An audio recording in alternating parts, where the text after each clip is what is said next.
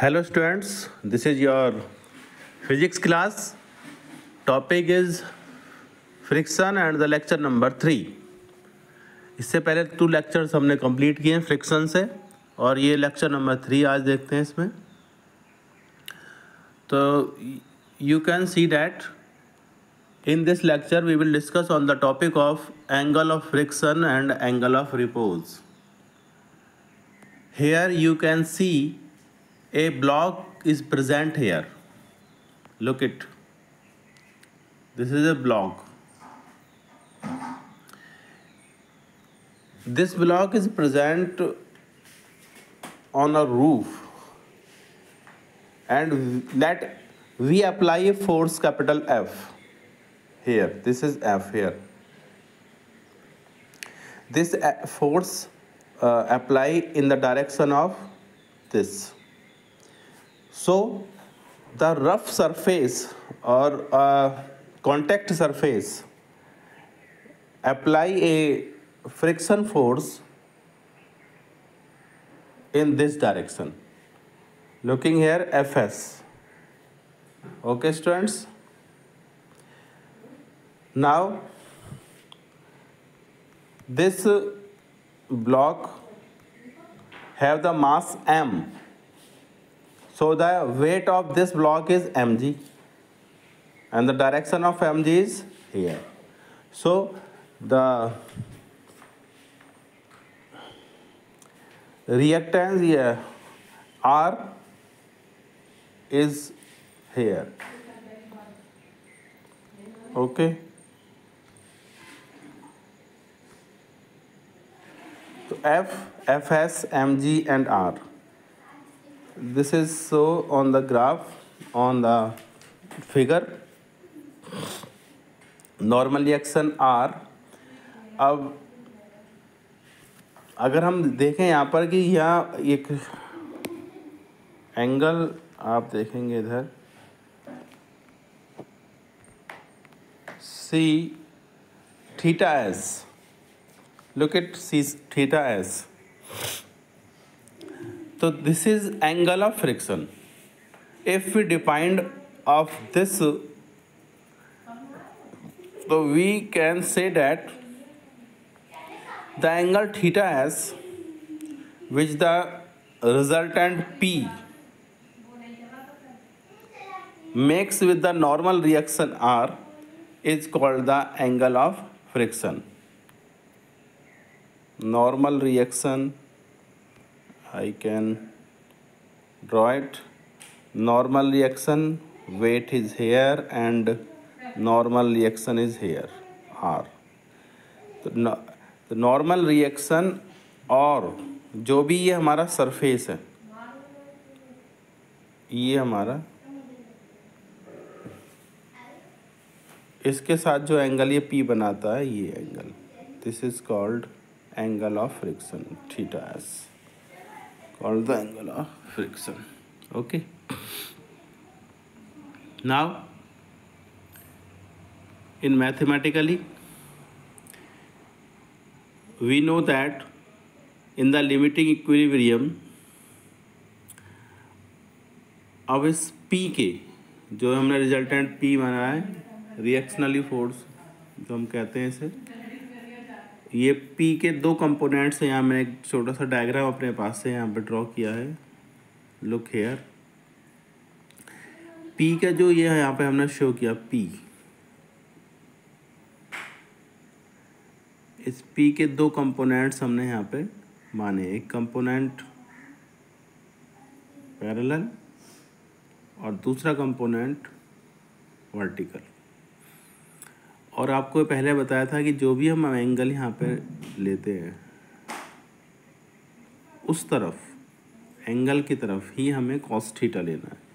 तो here is P cos theta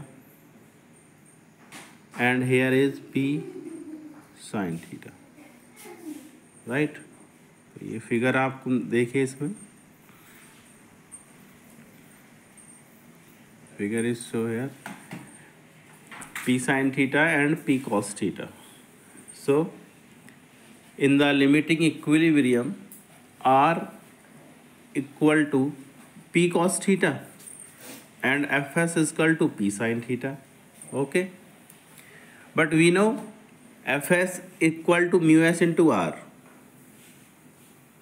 ये हमने पहले लास्ट टर्न पे किया था, Fs is equal to mu s into R. Then R is going to here.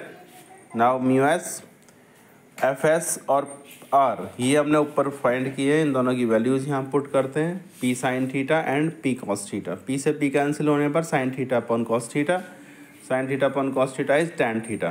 तो tan theta is equal to mu s.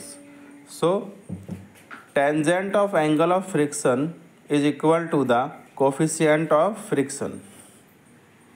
ये आपका यहाँ पर एंगल ऑफ फ्रिक्शन कंप्लीट होता है. तो एंगल ऑफ फ्रिक्शन क्या है? The angle which the resultant P makes with the normal reaction R is called the angle of reaction. Now second topic is angle of repose. Now let a block of mass M is placed on inclined plane. Let us see here. Inclined plane is this and block is here.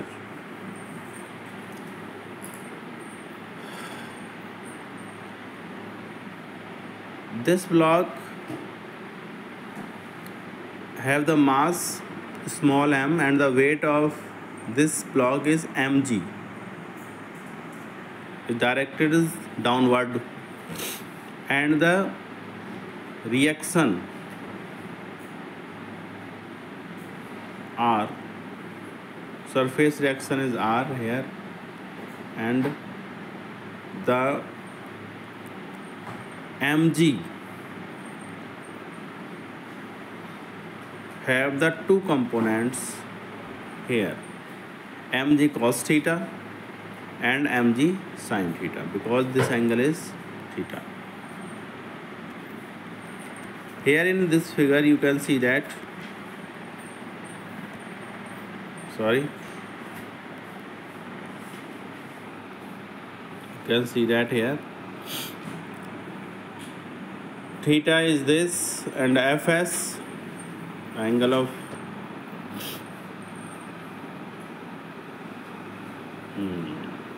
ये page थोड़ा disturb है. हाँ, angle of repose की बात कर रहे थे हम यहाँ पर.